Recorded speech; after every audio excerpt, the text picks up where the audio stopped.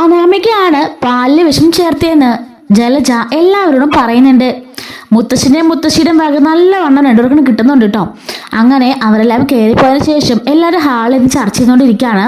ഈ ഒരു വീഡിയോ കഴിഞ്ഞ വീഡിയോയുടെ തുടർച്ചയായിട്ടാണ് പറയുന്നത്. അതെന്താണ് സംഭവം എന്നുള്ളതും എങ്ങനെയാണ് ജലജയുടെ സംഭവം ആദർശി പിടിക്കുന്നതൊക്കെ ഉള്ളതും നമ്മൾ ഡീറ്റെയിൽ ആയിട്ട് തന്നെ പറഞ്ഞിട്ടുണ്ട്. കാണത്തുനിന്ന് കണ്ടു നോക്കണേ. അങ്ങനെ അവിടെ സംസാരിക്കുന്ന സമയത്ത് ജാനകി പറയാണ്, എൻ്റെ മരുമകള് ഒരിക്കലും അങ്ങനെ ചെയ്യില്ല.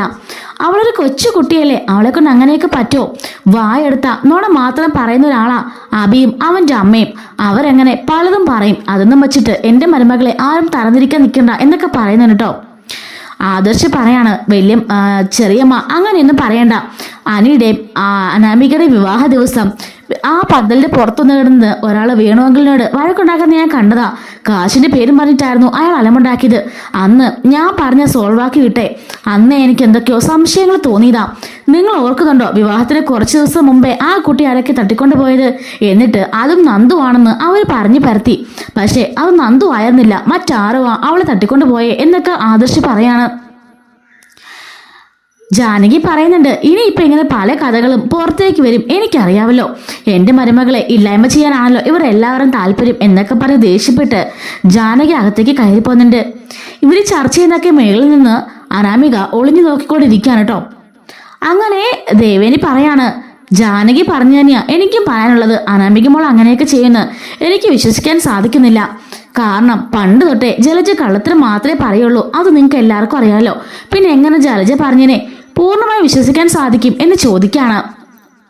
അപ്പോഴേക്കും ജയനും അജയനും ഒക്കെ പറയാണ്, ശരിയായിരിക്കും.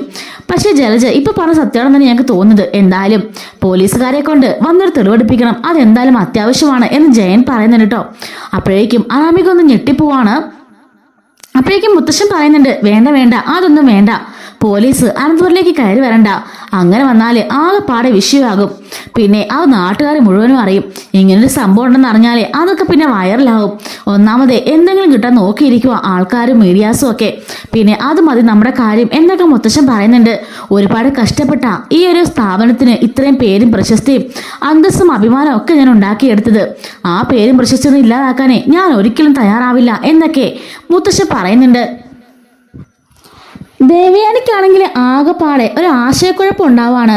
കാരണം ആദർശ് പറഞ്ഞ കാര്യങ്ങളൊക്കെ ദേവയാനി കൂട്ടി വായിച്ച് നോക്കുന്നുണ്ട്. അനാമിക വന്നതിന് ശേഷമാണ് ഇങ്ങനെ ഓരോ അപകടങ്ങളും ഉണ്ടാവാൻ തുടങ്ങിയത്. എണ്ണയൊഴിച്ച് അഭിയും അതുപോലെ ജലജയും വീഴുന്നതും പാല് കുടിച്ച് ദേവയാനി ഹോസ്പിറ്റലാവുന്നതും അങ്ങനെ പല പല സംഭവങ്ങൾ ഉണ്ടാകുന്നതും അനാമിക വന്നതിന് ശേഷമാണല്ലോ. അപ്പൊ അതൊക്കെ അവളൊന്ന് ചിന്തിച്ച് നോക്കാണ്. എന്നിട്ടും അവൾ ഓർക്കുന്നുണ്ട്, അങ്ങനെ ചെയ്യില്ലായിരിക്കും, കൊച്ചുകുട്ടിയല്ലേ എന്നും പറഞ്ഞ് അവൾ അവളുടെ മനസ്സിനെ സമാധാനിപ്പിക്കാൻ ശ്രമിക്കുന്നുണ്ട്. അങ്ങനെ ദേവയാനി അവളുടെ മുറിയിലേക്ക് പോവാണ് കേട്ടോ. ഈ സമയത്ത് അനാമിക പോയിട്ട് അവളുടെ അച്ഛനമ്മയെ വിളിച്ച് കാര്യങ്ങളെല്ലാം പറയുന്നുണ്ട്. അവൾ പറയാണ്, എന്റെ പൊന്നച്ഛ, ഞാൻ എങ്ങനെയൊക്കെയോ പറഞ്ഞ് സോൾവ് ആക്കി വിട്ടതാ. അല്ലെങ്കിൽ ഒന്ന് ആലോചിച്ച് നോക്കിയേ, ഇപ്പൊ എല്ലാം കൊണ്ട് പിടിക്കപ്പെട്ടേനെ എന്ന് പറയുന്നുണ്ട്. എന്റെ പൊന്നു മോളെ, ആ ആദർശനൊക്കെ സൂക്ഷിച്ചോണേ. അവന്മാരൊക്കെ ഒടുക്കത്തെ ബുദ്ധിയാ. ഇത്ര വലിയ സ്ഥാപനമൊക്കെ നടത്തിക്കൊണ്ട് പോകണമെങ്കിൽ ചില്ലറ ബുദ്ധിയൊന്നും പോരാ. നമ്മളുടെ കള്ളത്തരങ്ങളെ കണ്ടുപിടിച്ചാലേ തീർന്നു. ഒന്നും അവര് ആഴത്തിൽ അന്വേഷിക്കാനൊന്നും നിൽക്കാത്തത് കൊണ്ടാ നമ്മൾ ഇപ്പോഴും രക്ഷപ്പെട്ട് നിൽക്കുന്നത്. അവരെങ്ങാണെ പുറത്തിറങ്ങി അന്വേഷിച്ചാലേ സകലതും തീരുമാനമാകും എന്നൊക്കെ പറയുന്നുണ്ട്. അനാമിക പറയാണ്, എനിക്ക് പേടിയായിട്ട് വയ്യ, ഞാൻ അവിടെ നിന്ന് വിറച്ചുപോയി. ആ ജലജാപ്പച്ചി എല്ലാം നേരിട്ട് കണ്ടായിരുന്നു. എന്നിട്ട് അവർ ഇത്രയും കാലം ഒന്നും പറയാതിരിക്കായിരുന്നു. അവർ കൃത്യമായിട്ടും പറഞ്ഞൊക്കെ ആദർശയുടെ വീഡിയോ എടുത്തിട്ടുണ്ട്. വേണു പറയാണ്, അത് പണിയാവൂലോ മോളെ, ആ ഫോൺ എടുത്ത് എങ്ങനെ നശിപ്പിച്ചു കളയാൻ പറ്റുമോ? അതൊന്നും പറ്റില്ല അച്ഛാ. ആദർശന്റെ ഫോണിൽ മാത്രമല്ല മറ്റു പലവരുടെ ഫോണിലേക്കും ഡിസ്കിലേക്കും ഒക്കെ ആദർശൻ മാറ്റി വെച്ചിട്ടുണ്ട് സേഫ് ആയിട്ട്. ഇനി അപ്പച്ചിയും അബി എന്തെങ്കിലും പ്രശ്നം ഉണ്ടാക്കുകയാണെങ്കിൽ അത് പോലീസിനെ കാണിച്ച് അവരെ ജയിലിലാക്കുമെന്നാ പറഞ്ഞിരിക്കുന്നേ. നവ്യനെ ഇപ്പൊ മാത്രമല്ല പലതവണ ഈ അബി കൊല്ലാൻ നോക്കിയിട്ടുണ്ടെന്ന് അതുവരെ വ്യക്തമായിട്ട് അവരതിൽ പറയുന്നുണ്ട്. അതെങ്ങാണ് പോലീസിന്റെ കയ്യിൽ കിട്ടിയ ഉറപ്പായിട്ടും പിന്നെ രണ്ടുപേർക്കും ജീവപര്യന്തമായിരിക്കും എന്നൊക്കെ അനാമിക പറയുന്നുണ്ട്. അപ്പോഴേക്കും വേണു പറയാണ്, തട്ടിപ്പും വെട്ടിപ്പും നടത്തിയ നമ്മൾ അങ്ങോട്ടേക്ക് കയറിയതെന്നും ഇപ്പോഴും നമ്മളാണ് ഈ പ്രവൃത്തിയൊക്കെ ചെയ്തെന്നും പോലീസ് അറിഞ്ഞാലേ നമുക്കും അത് തന്നെയായിരിക്കും അവസ്ഥ. അതുകൊണ്ട് ആരും ഒന്നും അറിയാതെ ശ്രദ്ധിച്ചോണം എന്നൊക്കെ പറയുന്നുണ്ട്. അപ്പോഴേക്കും നവ്യ ഇവളുടെ റൂമിന്റെ വാതകത്തിൽ ഇങ്ങനെ നിൽക്കായിരിക്കും. ഇവിടെ ഇങ്ങനെ സംസാരിക്കുന്നതൊക്കെ കേൾക്കുന്നുണ്ട്. അപ്പം നമ്മുടെ നവ്യക്ക് പൂർണ്ണമായിട്ട് മനസ്സിലാവുന്നുണ്ട് ശരിക്കും അന്ന് പാലിൽ വിഷം ചേർത്തത് അനാമിക തന്നെയാണെന്നുള്ള കാര്യം. അങ്ങനെ അനാമിക പറയാണ്, അച്ഛനും അമ്മയും എത്രയും പെട്ടെന്ന് ഇങ്ങോട്ടേക്കൊന്ന് വരണം, എനിക്ക് നിങ്ങളൊന്ന് കാണണം, ഒരു സമാധാനവും ഇല്ല, എല്ലാ കാര്യങ്ങൾക്കും നിങ്ങൾ തീർപ്പുണ്ടാക്കി തരണം, അല്ലെങ്കിലേ ഇവിടെ ആകെ പടജാക പുകയാകും. ഞാനൊരു വിധത്തിൽ ദേഷ്യപ്പെട്ട് തെളിവുണ്ടോ എന്ന് ചോദിച്ച് കയറി വന്നോണ്ടാ അപ്പൊ ഒന്ന് ഒതുങ്ങിപ്പോയത്, അല്ലെങ്കിൽ ഇപ്പൊ തന്നെ എന്നെ ഇവിടുന്ന് പടിയിറക്കി വിട്ടേനെ എന്ന് പറയുന്നുണ്ട്. വേണു പറയാണ്, മോളെ തക്കത്തിനകത്ത് സൂത്രം പ്രയോഗിച്ചൊക്കെ അവിടെ നിന്നോണം, അല്ലെങ്കിലേ പണിയാവും, അതൊക്കെ ഞാൻ നോയിക്കൊള്ളാച്ച, അച്ഛൻ ഒന്നും ഓർത്ത് പേടിക്കണ്ട എന്നൊക്കെ ഇവളും പറയുന്നുണ്ട്. അങ്ങനെ നവ്യ ആദർശിന്റെ മുറിയിലേക്ക് പോകുന്നുണ്ട്. എന്നിട്ട് ആദർശിനോട് പറയുന്നുണ്ട്, അനാമിക ഇങ്ങനെ വിളിച്ചവരുടെ അമ്മയുടെ അച്ഛനൊക്കെ പറയുന്നുണ്ടെന്ന്. ആദർശ് പറയാണ്, എനിക്കെല്ലാം മനസ്സിലായി നവ്യ, ജലജാപ്പച്ചയൊക്കെ പറഞ്ഞത് സത്യമായ കാര്യം തന്നെയാ, നിന്നെ അന്ന് കൊല്ലാൻ വേണ്ടിയിട്ടാണ്.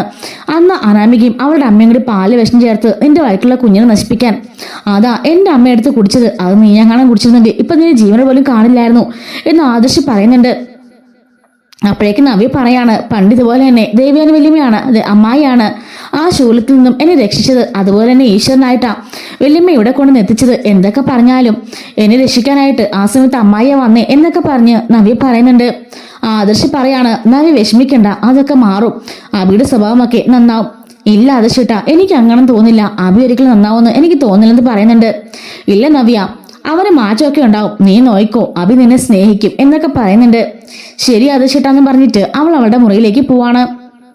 അങ്ങനെ നവ്യ ആദർശിന്റെ മുറിയിൽ നിന്നും ഇറങ്ങി പോകുന്നത് അനാമിക ഫോൺ ചെയ്തിട്ടൊക്കെ വരുമ്പോൾ കാണുന്നുണ്ട്. അപ്പൊ അനാമിക മനസ്സിലോർക്കാണ്, ഈ ഒരു തീയൊക്കെ ഒന്ന് കെട്ടിടങ്ങാൻ വേണ്ടിയിട്ട് അടുത്തൊരു ബോംബ് ഒന്ന് പൊട്ടിച്ചാലോ. നവ്യ ആദർശിനെയാണല്ലോ നവ്യ ആദ്യം സ്നേഹിച്ചത്, നവ്യനാണല്ലോ ആദർശ് ആദ്യം സ്നേഹിച്ചത്.